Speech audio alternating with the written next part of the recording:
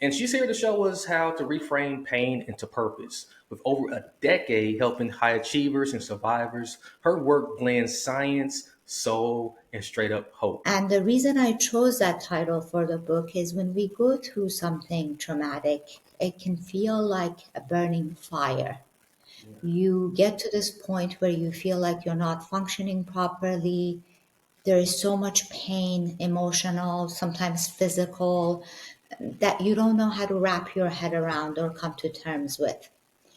But if you learn how to navigate that process properly, that fire can actually forge you into your new self to become a more well rounded version of yourself that not only can tackle that particular trauma, but anything else life may throw at you going forward. So trauma, as negative as it may be, it has a very negative connotation for most of us when we hear that word, right? Right. But it doesn't have to define our lives that way. We can actually take the trauma that happens to us, work through it, and exit this dynamic a lot more well put together than we entered. I know it seems very difficult to wrap your head around when you hear this sentence, but I've gone through it. I've helped many individuals go through it.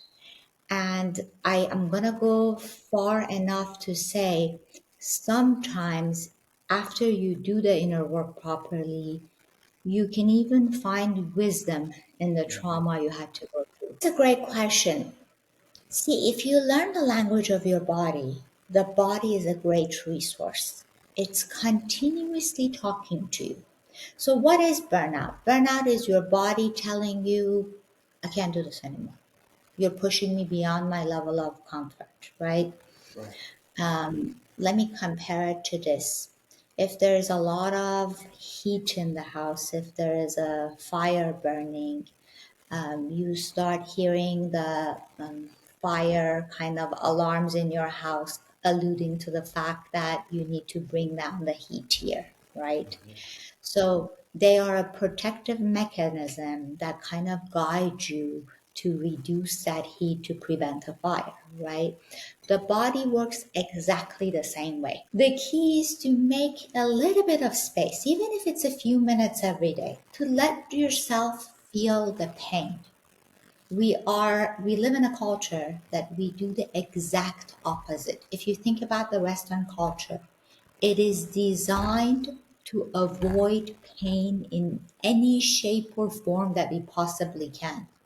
Whereas I can't think of anything in this world that is more part of our natural life than pain, both physical and emotional.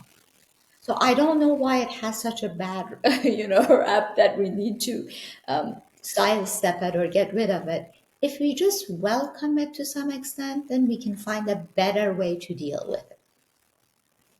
I hear a lot of mindfulness and acceptance in there, radical acceptance, of course. And you're cooking. Like that's what they say nowadays. You're cooking.